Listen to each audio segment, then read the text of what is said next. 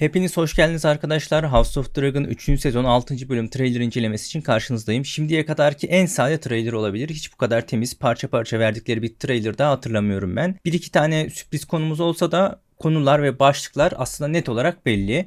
Videoya başlamadan önce kanala abone olur ve videoyu beğenmeyi unutmazsanız sevinirim. Açılışı Aegon'dan yapalım. Aegon geçen bölüm tacını yakalattıktan sonra bu bölgenin, daha doğrusu bu kampın başındaki kişiyi, Janos'u öldürmüştü. Ve yakalanmamak için onu gömüyorlar bizim gördüğümüz kadarıyla. Tabii Aegon ve Larys bu konuda işe yaramaz olduğu için tüm kazma işlemi Tyrion Lannister'ın üzerine kalmış gibi eğlenceli gözüküyor. Bu arada Aegon'a çok değinmeye gerek yok. Sadece sürpriz bir yerden tekrardan döneceğim bu konuya birazdan. Gwen geçen bölümde bir iki tane yanına adamını alarak koldan ayrılmıştı ve görüyoruz ki biz Ormond'un yanında Tumbleton'a ulaşmış.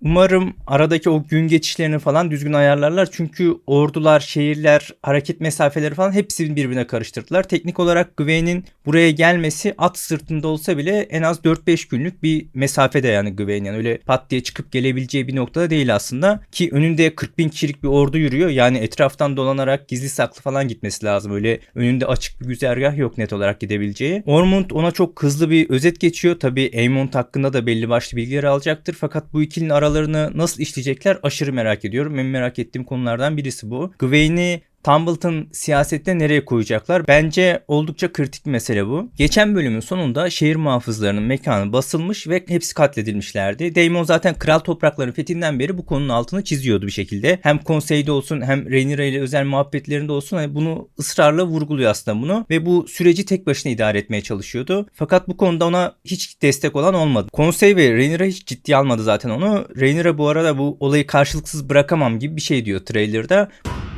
I cannot let this go unanswered.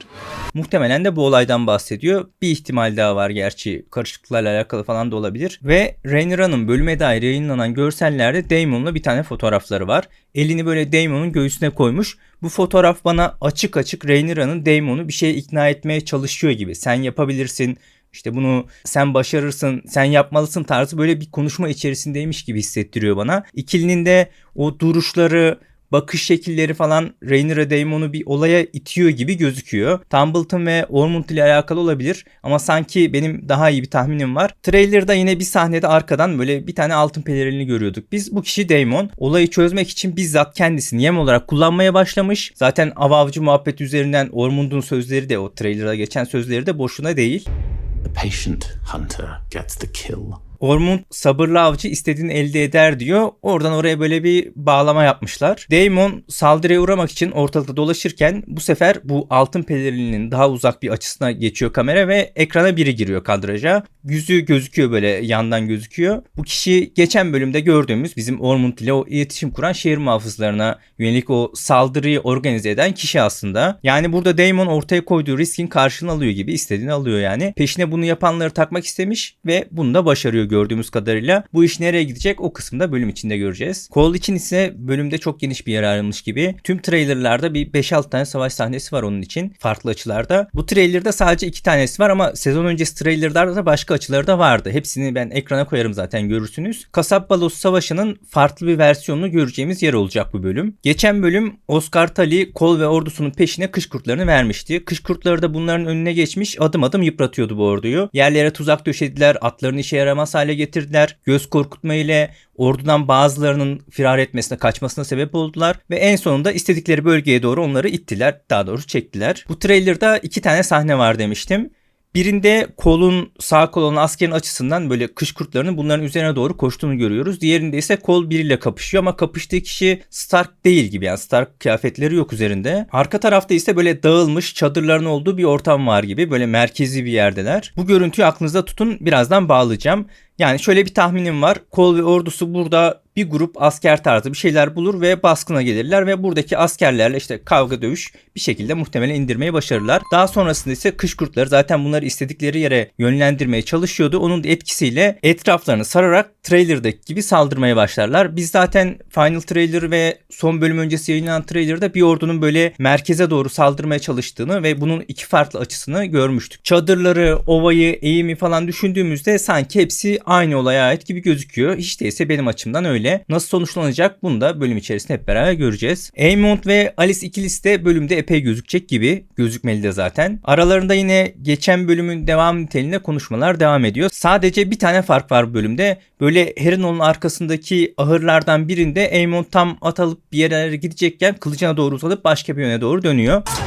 Böyle bir sahne izledik biz trailer'da. Yine suikastçiler olabilir, bir ses falan olabilir. O şekilde duymuş olabilir ama muhtemelen gelen kişi Alice. Ona pek şüphe yok gibi benim açımdan. Çünkü başka bir açıdan bir görseli daha vardı Alice'in. Zaten konumuz o değil. Buradaki asıl soru Aemond nereye gidiyor? Bu Cameron da ortam olarak benzer bir sahnesi vardı. Böyle gizleniyor, at arabası gibi bir şey takip ediyor falan. Buna bağlayanlar çok olmuş. Ama bence bunun neredeyse ihtimali bile yok. En büyük olasılık tabii ki Vhagar'ı aramaya gidiyor olması ama benim aslında böyle daha çılgın bir fikrim var bu konuda. Ben Aegon'un yanına gidiyor olabileceğini düşünüyorum. Daemon geçen sezon Harrenhal'a geldiğinde taht konusunda kafası acayip karışıktı. Tahtı istiyordu ama buradaki yaşadığı süreç, o görüler falan derken hedefine yani Rhaenyra'yı tahta geçirmeye ve Aemond'a odaklanmış. Yani zihni tamamen berraklaşmış şekilde buradan ayrılmıştı. Peki ya aynısı da Aemond açısından olacaksa? Yani geçen bölümde o peş peşe verilen Aemond-Aegon pişmanlık sahneleri falan böyle birbirlerine söylüyorlarmış gibi konuşmalar beni biraz işkillendiriyor açıkçası. O yüzden bu sahneyi de görünce kafam doğrudan buna gitti. Ya Aemond'un zihni tamamen böyle berrak net hale gelirse ve abisinin krallığı alması için yardım etmeye karar verirse. Sadece sesli düşünüyorum şu anda. Mesela Aemond Aegon'un ayağına gitse, pişmanlıklarını bir bir anlatıp Blackfyre abisine geri verdiği böyle bir sahne olsa tamamen çılgınca fikir. Hiç itirazım yok. İhtimal de neredeyse yok gibi ama ben biraz böyle bu bölüm olmasa bile ilerleyen bölümlerde işin bu noktaya gidebileceğini düşünüyorum açıkçası. Yani Daemon Rhaenyra için tamamen kararlı hale gelmişti ve Aemond'u hedef olarak kendisine belirlemişti. Alicent ve Helaena'nın o görüleriyle beraber. Bunun da Aemond versiyonu da Aemond'da tamamen Daemon'a kitlenecek olursa fena olmayabilir bence. Ama dediğim gibi sadece sesli düşünüyorum. Diğer yandan Rhaena ve Rhaenyra'nın üzerinden vadi sahneleri devam ediyor. Rhaena Rhaenyra'nın karşısına getiriliyor ve trailer'da böyle arkada bir bağıran biri var sanki. Böyle düşme sesine benziyor. Ben öyle benzettim yani. Birini cezalandırıyor olabilirler. Ay kapısından aşağı atıyor olabilirler. Rhaena'nın neden buraya geldiyse tam bir muamma. Böyle sanki kendi isteğiyle geliyor gibi. Rhaenyra'nın söylediğinden biraz o anlaşılıyor. Ama bir yandan da böyle çekiştirerek falan getiriliyorlar gibi. O yüzden tam emin olamadım ben. Daemon bir tane çobanı öldürmüştü geçen bölümlerde ve Rhaena gibi gösterip onu kral topraklarına götürmüştü. Onunla falan alakalı bir şeyler çıkabilir. Eğer bir şekilde cesedi bulunmuşsa yani belki Karakses'e yedirmiş olabilir. Cesedin bulunması kolay değil. Ya da böyle ailesinden biri kayıp olduğunu falan söylemişse sonuçta ejderha işi olduğu belli yani. Koyunları falan da yedirmiştir. Rhaenyra de bunu Rhaena'nın yaptığını sanıp ona tepki veriyor olabilir. Ya da Rhaena herhangi böyle bir şey istemek için gelmiş olabilir. Nasıl bir şey çıkacak ben de merak ediyorum. Hookhammer da Vermithor'la Tumbleton etrafında takılmaya devam ediyor ve yerdeki sahnelerden birinde gizlice böyle birinin peşine takılmış onu izliyor gibi. Daha sonrasında da zaten ayağa kalkıp doğrudan onun peşini takip ediyor. Böyle hafiften gözüken o kırmızı pelerinden ve o sahnenin geliş açısından onun olduğu belli gibi. Ya böyle Ulf bir şeyler karıştırıyor ve Hook da hemen onu şüphelenip onu takip etmeye çalışıyor. Ya da böyle Ormond bir şeyler karıştırıyor olabilir onunla alakalı bu ikisine ulaşmak için. Bir ihtimal daha var gerçi. Tabii mesela Hookhammer'ın eşi Cat bir şekilde böyle dışarı çıkmışsa Hookhammer da onu fark edip gizlice böyle yaklaşmaya çalışırsa böyle bu tarz bir şey falan da çıkabilir. Hatta mesela kardeşi öldürüldü atıyorum onun cesedini falan gömmeye çıksa Hook bunu fark etse fena olmayabilirdi bence. Yani bağlama açısından güzel olabilirdi. Tabii ortada ceset kalmadığı için böyle bir şey teknik olarak mümkün değil. Hani nasıl olabilir diye dair söylüyorum bunları. Başka bir sahnemizde ise Helaena bir şeyler dikiyor. Demek ki dışarı bir şekilde çıkmışlar o kısılı kaldıkları tünelden. Yakalanmadan muhtemelen geri dönmüş olma ihtimalleri daha yüksek ama ben böyle istemedikleri bir yerlere çıkarlar diye tahmin ediyordum. Demek ki öyle bir şey olmayacak. Ne diktiği tam anlaşılmıyor ama aşırı merak ediyorum gerçekten. Geçen mum muhabbetini atmıştı ortaya bu arada. Ona dair de bir teorim var aslında ama emin olmak için bu bölüm bekleyeceğim. Orada konuşuruz. Baratheon'ların da Rhaenyra ile görüştüğü bir görsel yayınlandı. Çok tartışıldı bu mevzu ama bence aslında biraz belli ne olacağı. Fakat bu kısmı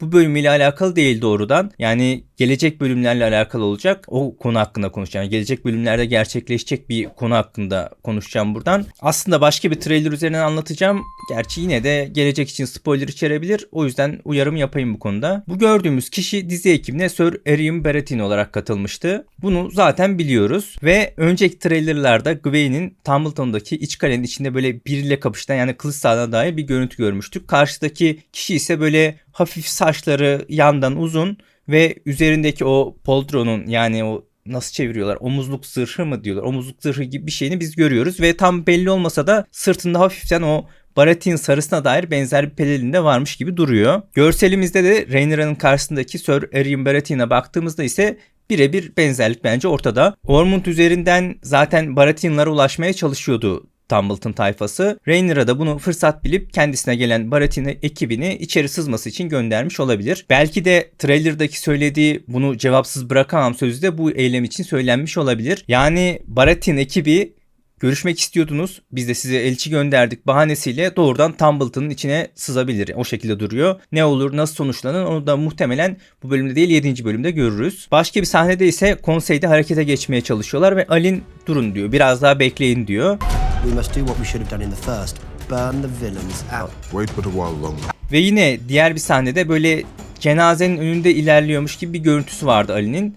Umarım Corlys'i diziden çıkarmazlar. Gerçi karakteri diziden çıkarmaktan böyle daha beter hale getirdiler ama neyse. Notlarım ve görsellerim bitmiş. Bugünlük de benden bu kadardı arkadaşlar. Gelecek videolarda görüşmek üzere. Sağlıcakla kalın.